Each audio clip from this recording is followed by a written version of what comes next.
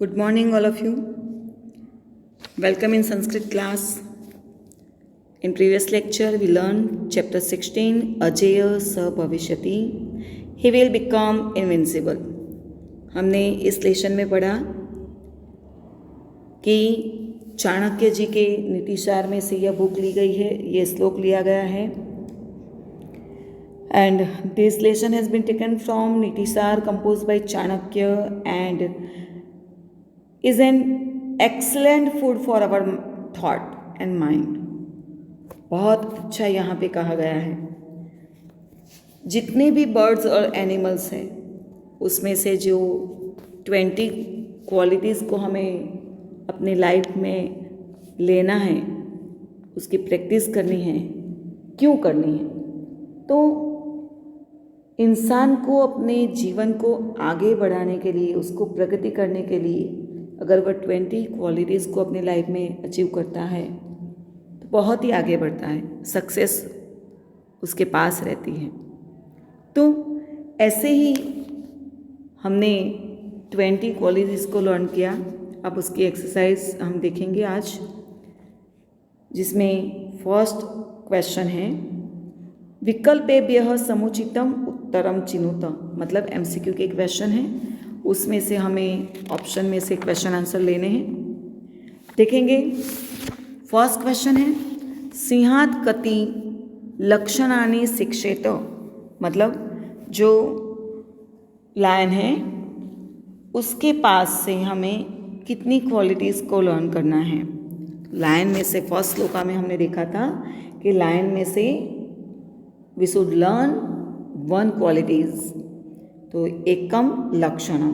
उसके बाद second question है प्रभुतम शब्दस्य विरुद्धार्थकः कः शब्द. तो सेकंड श्लोका से हमने देखा था प्रभुतमल्प कार्यम वा यो न कर्तुम इच्छति सर्वारंभेन तत्कुर्यात् सिंहादेकम प्रकीर्तितम. प्रभुतमल्प, बिग या स्मॉल वर्क, अगर किसी भी कार्य को हमें करना है तो हमें 100% एफर्ट लगाना होगा. ठीक है. तो लायन का एग्जाम्पल दिया गया है यहाँ पे. श्लोकास के साथ में ही अगर हम उसको लर्न करेंगे श्लोक पूर्ति के लिए तो आंसर हमको मिल जाएगा अल्पम. प्रभुत का मतलब होता है बिग और अल्पम का स्मॉल. नेक्स्ट देखेंगे क्वेश्चन नंबर 3 गर्दभः अविश्रामम किम वहति. जो डोंकी है वो बिल्कुल ही टायर्ड हुए बिना किसका वहन करता है, कैरी क्या करता है. तो आएगा भारम, carry the heavy burden. Donkey will carry the burden without tired. बिल्कुल ही थकता नहीं है, तो इसका आंसर आएगा. फोर्थ है काक शब्द से कह पर्याय. मतलब इस शब्द का हमें पर्याय इस लेसन में से ढूंढना है, तो आएगा क्रो. वायसह, काका का मतलब होता है क्रो, तो उसका जो पर्याय शब्द है सिनोनिम है वायस आएगा. नेक्स्ट क्वेश्चन देखेंगे हम.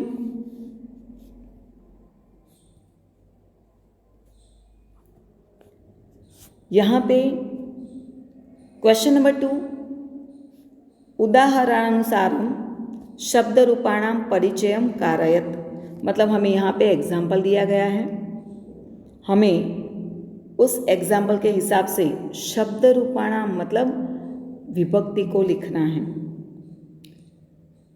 कौन सा कारांत है, कौन सा लिंग है, कौन सी विभक्ति है, कौन सा वचन है. तो यहाँ पे हम जितने क्वेश्चन है उसके एक एग्जाम्पल मैं आपको साथ में देती जाऊँगी. सबसे पहले एग्जाम्पल को देखेंगे सिंहात. तो पीछे जो वर्ड दिया गया है वह विभक्ति का प्रत्यय है, आगे शब्द है सिंह. अगर हम प्रोनाउंस करेंगे सिंह तो पीछे कौन सा स्वर सुनाई देगा, अ, सिंह. ठीक है. तो सिंह शब्द अकारांत पुल्लिंग, तो प्रत्यय पंचमी विभक्ति का है और एक वचन है.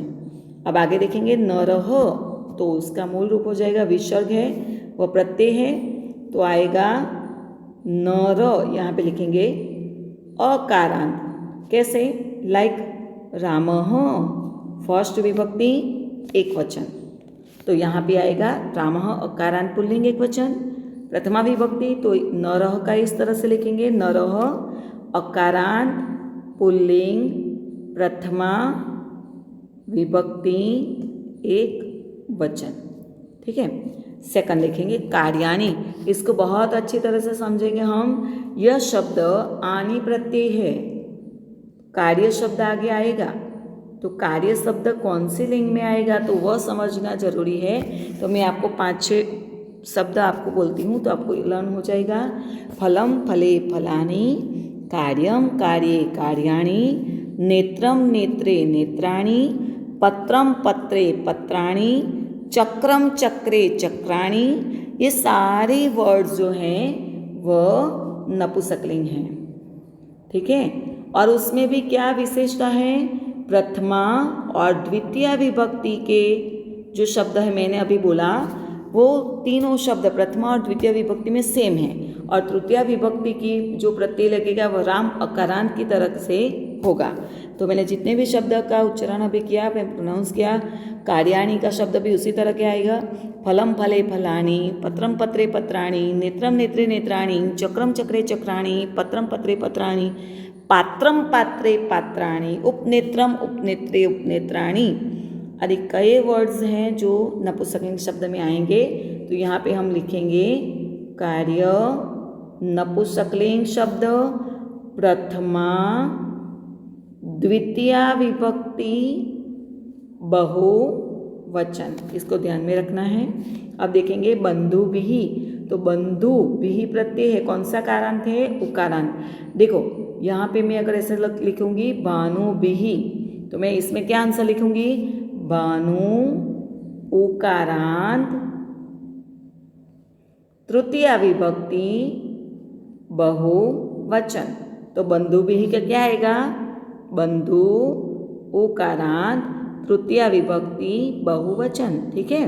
अब देखेंगे भारम। तो म प्रत्यय है, वो प्रत्यय आ जाएगा, तो मूल वर्ड क्या होगा, भार, अकारांत पुल्लिंग।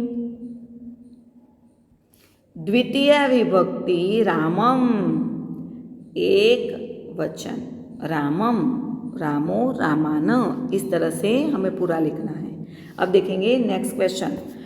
गुर्जर भाषाएं उत्तराणी लिखत, यहाँ पे मिस्टेक है, आंग्ल भाषाएं उत्तराणी लिखत, इंग्लिश में आंसर लिखना है, इंग्लिश में क्वेश्चन है। तो यहाँ पे ध्यान रखने वाली बात यह है कि यहाँ हमें गुजराती में नहीं लिखना है, इंग्लिश में लिखना है। ठीक है। तो करेक्शन कर लीजिएगा, अगर आपकी बुक में भी यह वर्ड है तो इंग्लिश में लिखना है। फर्स्ट क्वेश्चन है, what should a man learn from a crane and a crow. दोनों के पास से हमें कौन सा वर्ड क्वालिटीज़ को एक्सेप्ट करना है तो वह देख लेंगे। सबसे पहले देखेंगे crane. Man should learn to do his work by controlling his sense organs, मतलब उसकी सेंस ऑर्गन्स को कंट्रोल करना है, जैसे कि क्रेन करता है और फिश को कैप्चर करके वो अपना जो फूड है उसकी प्रिपरेशन करता है। तो उसी तरह से ह्यूमन बीइंग को भी अपनी सेंस ऑर्गन को कंट्रोल करना है। He should learn the following 5 things को क्रोज से हमें लर्न करना है। उसमें फर्स्ट आएगा secrecy of family life, second है क्लेवरनेस, थर्ड है building at the nest at the right time, building nest at the right time, और फोर्थ है अलर्टनेस, फिफ्थ है एब्सेंस ऑफ लेजीनेस। तो 5 है क्रो में और 1 है क्रेन में। नेक्स्ट देखेंगे what qualities does a donkey have.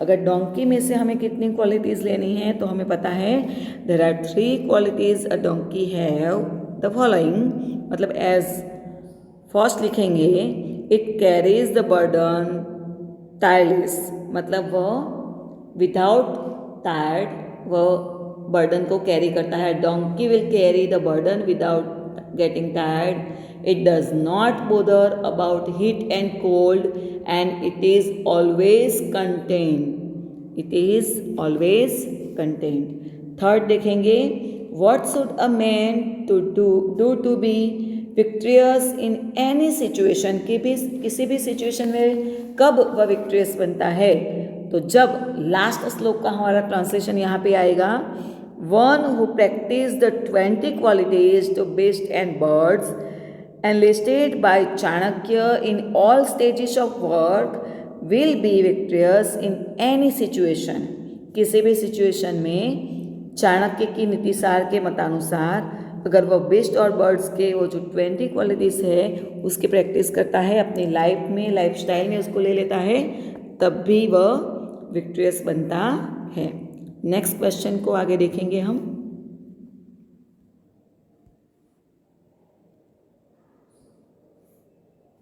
श्लोक पूर्ति कुरुतम। तो यहाँ पे श्लोक को हमें गा के लर्न करना है, ऐसे ही बोलेंगे तो हमें नहीं पता चलेगा, उसका ट्रांसलेशन समझना है, उसके बाद उसको लर्न करना है। प्रभुतमल्प कार्यम वा यो नर कर्तुमिच्छति सर्वारंभेण तत्कुर्यात् सिंहादेकं प्रकीर्तितम्। सेकंड है प्राप्तासि स्वल्प संतुष्ट सुनीन्द्र शीघ्र चेतन प्रभुभक्तश्च सूरश्च ज्ञातव्या स्वगुणा हि सत्। और उसके बाद है क्वेश्चन नंबर 5। इस लेसन को अब मैं आपको बता रही हूँ। इस लेसन का जो इम्पोर्टेंस है, वेटेज है जो मार्क्स के अकॉर्डिंग और एग्ज़ाम के अकॉर्डिंग, तो श्लोक एक्सप्लेनेशन के लिए ही ये 20 चैप्टर को हमें तैयार करना है, उसका प्रिपरेशन करना है। तो यह क्वेश्चन हमें बहुत ही मोस्ट टाइम भी है। तीनों श्लोक का अर्थ विस्तार, ट्रांसलेशन और जो मोरल है, बोध मतलब मोरल, उसको भी हमें तैयार करना है। फर्स्ट ऑफ इसका जो मार्क्स का जो डिस्ट्रीब्यूशन है तो इस तरह से होगा, तो हमें पॉइंट बनाना कंपलसरी है। ट्रांसलेशन फर्स्ट ऑफ उसका 1 मार्क्स होगा और उसके बाद एक्सप्लेनेशन होगा और मोरल होगा। ठीक है, तो ये पॉइंट बना के हमें लिखना है। सबसे पहले जो श्लोकास है उसका हम ट्रांसलेशन लिख देंगे, उसका लिखेंगे हम। Wise man should accomplish all the works following to his share due to time and place, restraining his sense like a crane। अब उसका एक्सप्लेनेशन हम लिखेंगे। This shloka has been taken from पद्य अजेय स भविष्यति and composer by Chanakya in Nitisar. तो आगे लिखेंगे the crane standing in the shallow water is so still and moveless that it appears like a statue। Statue की तरह वह स्वेलो वाटर में खड़ा रहता है क्योंकि उसको फिश को पकड़ना है। But it's attention in fully focus on the fish in the water. ऐसे स्टैचू की तरह खड़ा रहता है पर उसका फोकस कहाँ पे रहता है? फिश के ऊपर। कितनी ही फिश आगे पीछे निकल जाती है पर जैसे ही मौका मिले वो फिश को पकड़ लेगा। फुल अटेंशन वो फिश के ऊपर रखता है। While doing various job that come to us because we are living in a particular place at the particular time, we should concentrate on what are doing at a giving time, controlling our sense organ. हमें भी किसी भी जगह पे अगर हमको काम मिला है, किसी भी जॉब को करना है, किसी भी कार्य को करना है, तो हमारे सेंस ऑर्गन को कंट्रोल करके उस कार्य को, उस प्रैक्टिस या पर्टिकुलर जॉब या वर्क को डन करना है। हमारा अटेंशन उस कार्य पे फोकस होना चाहिए। इसका मोरल आएगा control of sense organs in order to complete a particular job can be learn observing a crane at work. Crane की तरह हमें भी कार्य करना चाहिए। सेकंड देखेंगे अविश्राम वैदभारम शीतोष्णम च न विन्दति ससंतोष तथा नित्यम त्रीणि शिक्षेत गर्दपात। ठीक है, तो उसका ट्रांसलेशन देखेंगे। One should always learn 3 things from a donkey. It carries the burden without getting tired in spite of getting tired and it does not mind heat और कोल्ड। वह हीट और कोल्ड को भी मैटर नहीं करता है और इट इज़ ऑलवेज कंटेंट, और वह हमेशा संतोषी रहता है। इसको लिखेंगे एक्सप्लेनेशन में। This shloka has been taken from Chanakya's Nitisar and पद्य अजेय स भविष्यति। A donkey does not get bored doing the same thing again and again. अगर किसी कार्य को बार बार करने को कहा जाए तब भी वह थकता नहीं है, और हमें एक बार अगर कहा जाए कि यह कार्य दूसरी बार करना है, लिखना है, तो हम बोर हो जाते हैं। तो it is not affected by heat और कोल्ड। किसी भी सिचुएशन में या वेदर का इस पे कोई असर नहीं होता. It always looks contented while doing routine monotonous job. We should follow the ideal of a donkey that works silently, patiently, and with a kind of resignation. अगर हम एक ही कार्य बार बार करते रहते हैं तो हम मोनोटोनियस वर्क या डोंकी वर्क कहते हैं. ये क्या एक का एक करके रहते हैं, कुछ हमें बहुत हम मूडलेस हो जाते हैं, अभी यही कार्य करना है. तो ऐसा नहीं होना चाहिए. Most of things we are required to do at our work place are routine and monotonous. Every job is bound to get monotonous after a time. कुछ जैसे हमें कुछ नया कार्य मिले तो हम ऐसे बहुत एनर्जेटिक होते हैं और उसके बाद कुछ दिन बाद हमें बोरिंग लगने लगता है, या यही लिखना है, यही कार्य करना है. जैसे हमें खाने में हर रोज़ एक ही फूड मिलता जाए, या दाल चावल रोटी, तो ऐसे हम अरे क्या ये रोज़ रोज़ एक ही मिलता है. तो इस तरह से वर्क को हम ऐसे बोर हो जाते हैं. We should learn to do our job without grumbling. और ऐसे हम कॉलिंग उसको नहीं कर सकते कि this is a donkey work. Reconcile with reality and be content with your job. तो हमें उस कार्य को संतोष से पूरी अच्छी तरह से हमें ईमानदारी से करना है. लास्ट श्लोक जो हमारा है मोस्ट टाइम भी है, यह भी युद्धम च प्रातरुत्थानम भोजनम सह बंधुभिः श्रियमापद्गताम रक्षेत चतुशिक्षेत कुक्कुटात्. उसका ट्रांसलेशन देखेंगे. One should learn four things from a cock, fighting, getting up early in the morning, eating with relatives, and protecting women in calamity. Explanation देखेंगे. सेम में तीनों में हमने बोला है this lesson has been taken from अजेयस भविष्यति and composer by Chanakya in Nitisar. Moral भी लिखना है हमें इसमें, तो लिखेंगे एक्सप्लेनेशन में. A cock wakes up every before the sunrise. सूर्य उगने से पहले वह उठता है. It moves about looking for food with its relatives. हम कभी उसको अकेले नहीं खाते देखते. What we call community life nowadays can be seen among cocks and hens. When they fight, it is worthy watching. Finally, they protect their women in difficulty. अगर हमें भी किसी भी अन्याय होते हुए, मिसबिहेव होते हुए देखते हैं तो हमें भी उसके विरुद्ध अगेंस्ट उसको फाइट करना चाहिए. Starting the day early and being with our people with eating ensure a reasonably happy life. Occasionally fight are inevitable. मतलब हमें कभी अभी सिखाया है कि हमें रोज़ फाइट नहीं करनी चाहिए. ओकेजनली हमें फाइट भी कर लेनी चाहिए, but this should be easily forgotten afterwards. अगर घर में भी अगर भाई के साथ, बहन के साथ झगड़ा हो गया है तो कुछ देर के बाद हमको उसको भूल जाना चाहिए.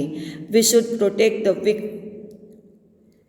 When they are in difficulty. हमें लेडीज़ को भी डिफ़िकल्टी में हेल्प करनी चाहिए, उसको प्रोटेक्शन देना चाहिए. तो यहाँ पे हमारी एक्सरसाइज कंप्लीट होती है. नोट्स पे हमें अच्छे हैंड राइटिंग से लिखनी है. बस.